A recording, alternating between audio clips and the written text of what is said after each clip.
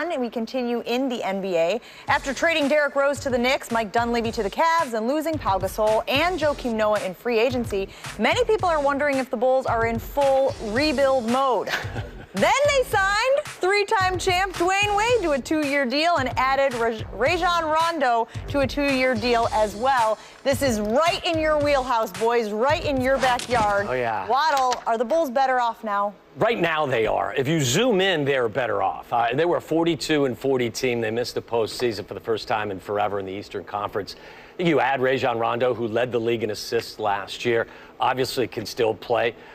Don't know how well he'll get along with Fred Hoiberg. Rajon has had trouble with previous coaches, and Fred Hoiberg had the reputation this past year as being someone who really didn't command the respect of the Bulls in his first season. So that is an interesting dynamic.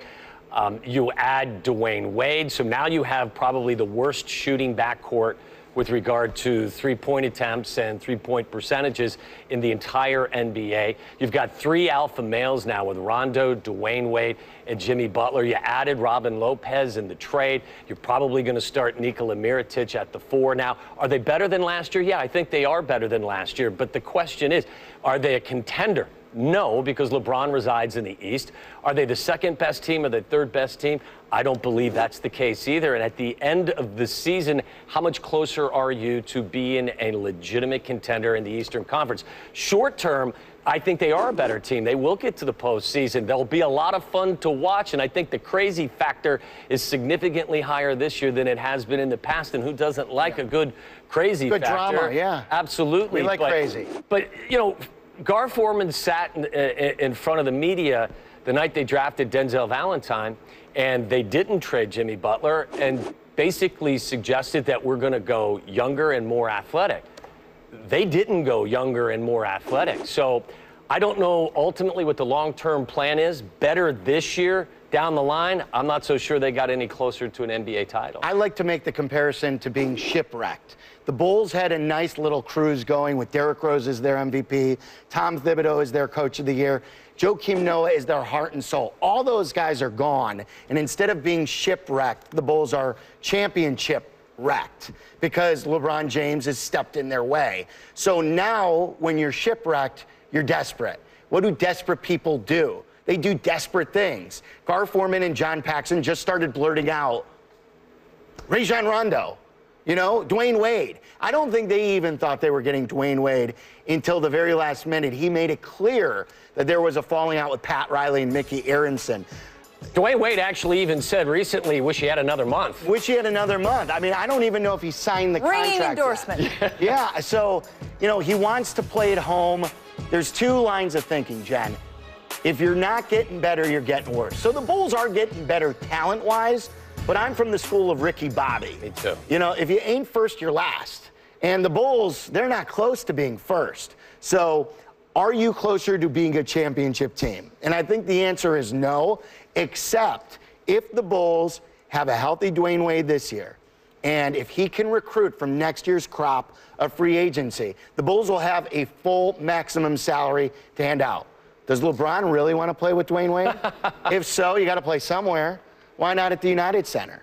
So all sounded good in 2010. In 2017, I think it's a senior the ship circuit. has sailed. And I don't know that Chicago would ultimately be the destination for that crew of friends to get together. There are some that have suggested, hey, what if the Bulls trade Jimmy Butler to the Knicks for Carmelo Anthony, and then somehow, some way, they find a way to bring Chris Paul to Chicago. Now you got the 4 guys that always wanted to play together. Super friends activate. Yeah, I mean, I don't know that that's possible, but shape of an old school NBA team. And I'm not so sure that foursome is going to get past the foursome in Golden State anyway. Well, you mentioned the fact that Dwyane Wade wants to play at home, obviously an Illinois native, and yet money had to play a role in this as well. Do you think the money trumped the fact that, yes, Chicago seemed to be a willing participant in this free agency? I don't. I think it was more about ego. I think when they're handing out $50 million deals to Tyler Johnson, they're giving big deals to Hassan Whiteside. They're going after Kevin Durant. And Dwyane Wade's like, look at me. I'm giving up all this. I was the one who orchestrated LeBron to Miami. I brought Chris Bosh here. I'm the guy who had the NBA Finals of a generation in 2006. So he says, what about me? I'm not asking for much. You're offering me 40, give me 50.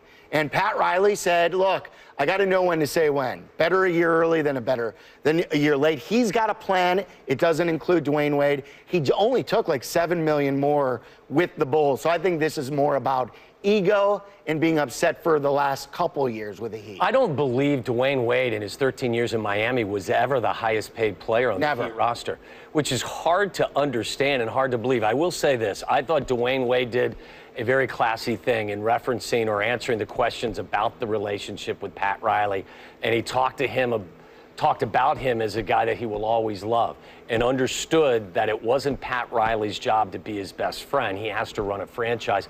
I thought Dwyane Wade, as usual, handled it with a tremendous amount of class. I think he's got something left. He averaged 19 points in the regular season this past year. He was even better in the postseason. Fred Hoiberg's offense is space and pace. They may get the pace with Rajon Rondo, but when they get that space, who's going to knock down that jumper? I mean, Michael Jeffrey Jordan, we also like to think of as Mike Dunleavy in our town, or Michael Jeffrey Dunleavy, as we like to call him, is no longer here. He's in Cleveland. Do you have any guys that can knock down the three? Well, it doesn't look like. And Nico, and maybe but he is struggling as well, knocking it down. So we'll see. Again, I think they'll get to the postseason. You're a 6th or 7th seed. Maybe you'll surprise some people. Maybe you're a 5th seed. But can I pitch one more idea for the Bulls here? As long as we're going the crazy route, like Waddle said. You already got Rajon Rondo. He's a wild card here. Oh, Dwyane Wade. Please don't say what I think you're going to say. Lance Stevenson. No. Bring him in. He's been saying this for 3 years. Bring him in. If we're going to get crazy, let's really get crazy. Let's go nuts here. Lance Stevenson is still available. Lance Stevenson next to Rajon Rondo, next to Jimmy Butler. It's my team. Next to Dwyane Wade, who's going to try and bring it all together and recapture the glory in his hometown. Would you not pay for that reality show? Does Fred Hoiberg sit on the bench at timeouts and just let the guys talk amongst themselves? Well, I was wondering what his role was going to be with all of these players out there now. A lot of people say Gar is still calling the shots as far as talent goes and then just shoving it into Hoiberg's lap. Here, Fred. Make something out of it. Exactly. All right, an interesting conversation that these two will undoubtedly continue as the Bulls season begins and continues this year. Up next, we're going to break down the NFC North. More familiar territory for these gentlemen. Yeah. Is this the year we see Teddy Bridgewater break out for the Vikings?